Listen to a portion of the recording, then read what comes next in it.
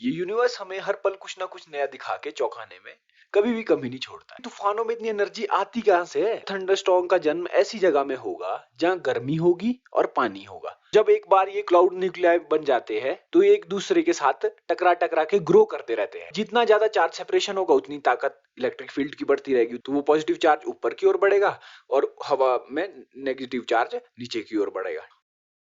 Hello दोस्तों, ये universe हमें हर पल कुछ ना कुछ नया दिखा के चौंकाने में कभी भी कमी नहीं छोड़ता है।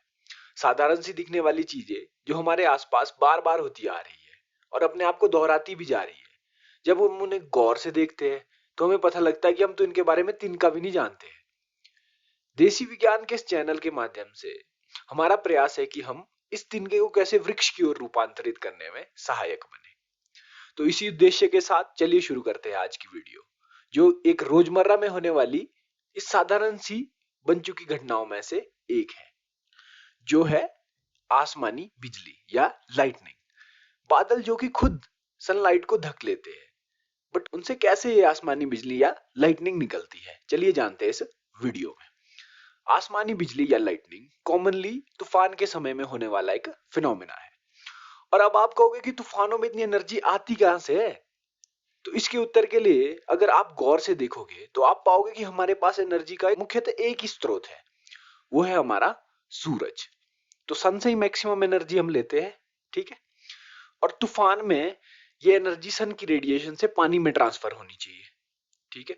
तो इसलिए हमेशा थंडरस्टॉर्म का जन्म ऐसी जगह में होगा जहां गर्मी होगी और पानी होगा, क्योंकि गर्मी ट्रांसफर कहां होनी चाहिए? पानी में। तो हमेशा इनका ओरिजिन कहां होगा? जहां पे गर्म इलाका हो और पानी हो, मतलब सब ट्रॉपिकल या ट्रॉपिकल जगह में।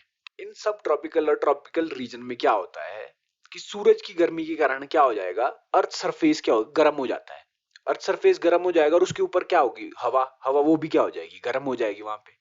और क्या होगा कि उसके ऊपर की हवा का प्रेशर क्या होगा? कांस्टेंट प्रेशर, मतलब दबाव। दबाव उसके ऊपर की हवा की वजह से होगा, वो दबाव लगा रही है ना, तो उनका वेट कांस्टेंट है, तो इसलिए क्या होगा? वहां पे प्रेशर भी क्या होगा? कांस्टेंट होगा। अब गर्म होने की वजह से वो क्या होगी? एक्सपैंड होने लगेगी, फैलेगी, ठीक है। तो एक्सपेंशन होने लगेगी, इसकी वजह से क्या होगा? ज्यादा वॉल्यूम घेरने लगेगी। और आइडियल गैस इक्वेशन भी इसकी ओर इशारा करती है। PV is equal to NRT होती है ना, आइडियल गैस इक्वेशन। अगर इसमें प्रेशर को कांस्टेंट रखोगे आप तो क्या होगा? अब टेम्परेचर बढ़ रहा है तो किसको बढ़ना पड़ेगा इक्वल करने के लिए? दोनों को। प्रेशर तो कांस्टेंट है, वॉल्यूम को बढ़ना पड़ेगा, इसीलिए क्या होगी? एक्सपेंशन होगा वहां पे, ठीक है। इसकी वजह से क्या होता है? उसकी डेंसिटी कम हो जाएगी, क्योंकि मास कम होने, फैलेगी ना जब वो, तो मास वॉल्यूम, उस वॉल्यूम में मास कम होने लग जाएगा और चारों ओर की हवा से क्या हो जाएगी? वो हल्की हो जाएगी। और बाइंड फोर्सेस की वजह से क्या होगी? ऊपर उठने लग जाएगी। ऊपर पहुंचते ही प्रेशर कम हो जाएगा, क्योंकि ऊपर जब है ही नहीं कोई प्रेशर लगाने वाला तो कम ही होगा, ठीक है। मतलब पहले तो नीचे थी उस सरफेस के पास, तो उसके ऊपर गैस और थी, है ना, तो वो प्रेशर लगा रही थी। जब वो टॉप पे पहुंच जाएगी तो वहां पे क्या होगा? वहां कोई प्रेशर लगाने वाला नहीं है, तो इस वजह से क्या होगा? प्रेशर कम हो जाएगा और एक्सपेंड हो जाएगी वो, ठीक है। और एक्सपेंशन में हुआ काइनेटिक एनर्जी का लॉस क्या होगा? उसके टेम्परेचर का लॉस हो जाएगा। और टेम्परेचर घटने के साथ साथ एक समय अपने ड्यू पॉइंट पे पहुंच जाती है वो, ठीक है।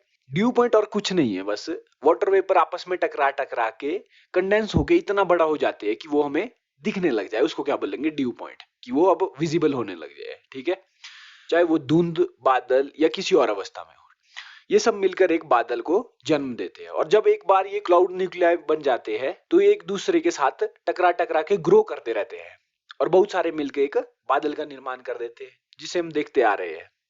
अब इन बादलों में आइस पार्टिकल्स, रेन ड्रॉपलेट्स और हिल स्टोन्स वगैरह होते हैं, ठीक है। और वो क्या कर रहे होते हैं? टकरा रहे होते हैं आपस में, जिसके कारण एक दूसरे में क्या हो रहा है? टकराव की वजह से इलेक्ट्रॉन ट्रांसफर होते रहते हैं आपस में, अरे परे हो, क्योंकि जब टकरा रहा, और क्योंकि टकराना is self method of charging also, है ना। तो छोटे पार्टिकल जो हल्के होने की वजह से क्या होगा? ऊपर की ओर होते हैं, और अब अपने मास और इलेक्ट्रॉन खोने की वजह से उनका क्या होगा? पॉजिटिवली चार्ज होने की टेंडेंसी ज्यादा रहेगी, ठीक है।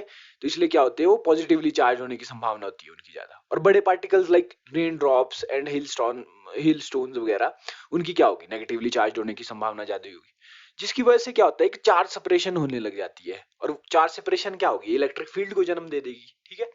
और जितना ज्यादा चार्ज सेपरेशन होगा उतनी ताकत इलेक्ट्रिक फील्ड की बढ़ती रहेगी, उतनी स्ट्रॉन्ग इलेक्ट्रिक फील्ड बनेगी, ठीक है।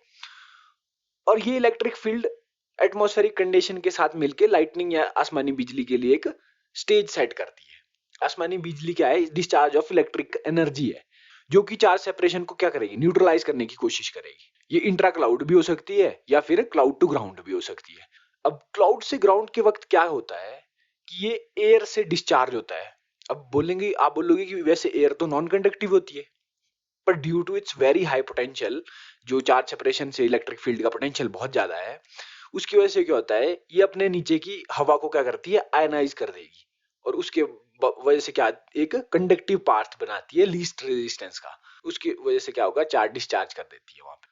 हवा को कंडक्टिव मतलब हवा से इलेक्ट्रॉन निकाल के उसे कंडक्टिव बना के नीचे की ओर बढ़ने लगेगी वो फील्ड। और इंड्यूस्ड इलेक्ट्रिक फील्ड की वजह से क्या होगा? ग्राउंड पॉजिटिवली चार्ज हो जाएगा, क्योंकि ऊपर क्या है? नेगेटिवली चार्ज है ना। और वो ऊपर की ओर ट्रीज और बिल्डिंग जैसी एलिवेटेड चीजों से ऊपर की ओर अप्रोच करेगा। क्या? पॉजिटिव चार्ज, ग्राउंड का पॉजिटिव चार्ज जो इंड्यूस की वजह से हुआ है, इंड्यूस्ड किया है ना ऊपर से बादल ने, तो वो पॉजिटिव चार्ज ऊपर की ओर बढ़ेगा और हवा में नेगेटिव चार्ज नीचे की ओर बढ़ेगा। और इन सब में से क्या होगा कि जैसे कई ग्राउंड की ओर से बढ़ रहा है, कई ट्रीज की ओर से बढ़ेगा, और ऊपर से भी ऐसा ही आ रहा है हवा में। उन सब में से क्या होगा कि जो सबसे लीस्ट रेजिस्टेंस पाथ होगा उसमें ही होगा एक रैपिड इलेक्ट्रिक डिस्चार्ज। इसके बाद क्या होगा कि रिटर्न स्ट्रोक में ब्राइट फ्लैश ऑफ लाइटनिंग ऊपर की ओर चलती है। जब डिस्चार्ज हो गया तो उसके बाद क्या होगा? एक ब्राइट फ्लैश ऑफ लाइटनिंग ऊपर की ओर चलती है, जिसे हम देखते आए हैं, जिसको हम लाइटनिंग भी बोलते हैं। इस रैपिड और इंटेंस डिस्चार्ज ऑफ एनर्जी की वजह से क्या होता है, फिर जिस पाथ से लाइटनिंग हुई है उसकी हवा काफी गर्म हो जाती है वहां पे उस पाथ की, और गर्म होने के कारण क्या होगी? एक धमाके से एक्सपेंड करेगी, एक्सपेंशन होगा, क्योंकि गर्म हवा एक्सपेंड करेगी। अभी समझाया था मैंने क्यों करती है वो एक्सपेंशन। और जब एक्सपेंशन करेगी तो वो वाइब्रेशन हमें क्या थंडर की शॉक वेव की तरह पहुंचती है, जिसे हम कान में सुनते भी एक थंडर के रूप में। बट हम लाइटनिंग को पहले देख लेते हो, बाद में पहुंचती है। वो हमारे को पता है कि स्पीड ऑफ साउंड कम होती है as compare of speed of light, that's why हमें थंडर लेट सुनाई देता है। हमारी इस वीडियो से अगर आपको कुछ भी सीखने को मिला तो जरूर सब्सक्राइब करें अपना आपका यूट्यूब चैनल देसी विज्ञान। धन्यवाद।